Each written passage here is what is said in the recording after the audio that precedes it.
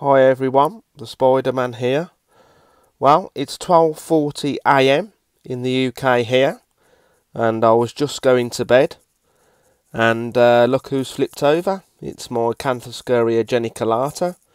Her name is Scarlet, and over the last 3 or 4 weeks I've posted a few videos saying that her abdomen was very dark, and I was absolutely spot on. Unfortunately, I won't be able to get any footage of her molting because I'm just going to bed now. But hopefully, when I wake up in the next 7 or 8 hours' time, she might be finished, she might not be. Last time she molted, it took her 12 hours to push out of her old skin. So when she is finished, she should be around about an 8.5 inch leg span, probably nearly 9. So that is big for a geniculata. I thought they get to around about 7 inches, so I was proven wrong. So hopefully, next part of the video, you'll see her out of her old skin and in her new one.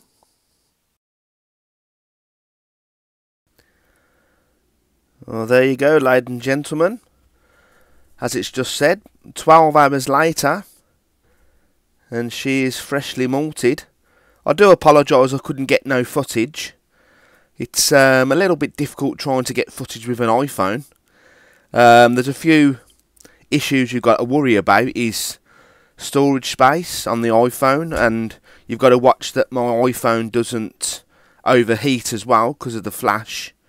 So yeah, it can be a little bit of a pain. But yeah, she's looking absolutely beautiful, and the molt is just by her abdomen there on the right hand side. So let's just get my 2-foot tongs and let's get the molt out. There goes everyone. There's a molt there. Oh my god.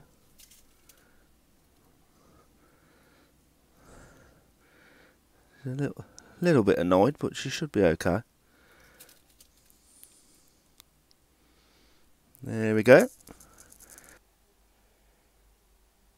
So everyone, there is the molt, all intact, and I've put the carapace back on top as well.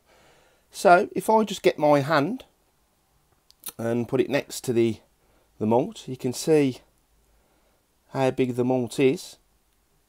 And you know, I haven't got small hands, so I've got a measuring tape just there. So let's measure the molt. So ladies and gentlemen, when measuring a tarantula molt, you always measure from this front leg here to this back leg here. So let's just get my measuring tape, put it on the front leg there, and she's measuring at 7.5 inches. So she could be around about a 8 to 8.5 inch leg span, which I thought is a little bit big. I thought they get to about 7, so I was wrong there. So yeah, 7.5 inches in leg span, which is a fairly large tarantula. So let's just quickly turn the molt over and have a look at the fangs. So there are the fangs just there, ladies and gentlemen. So let's just get my measuring tape. So they're probably around about 1.5 centimetres, which is yeah, that's fairly big. And don't forget, she's got a lot bigger now, so her fangs could be around about 2 centimetres. So that's one tarantula you wouldn't like to get bit by. So this part here is called the carapace.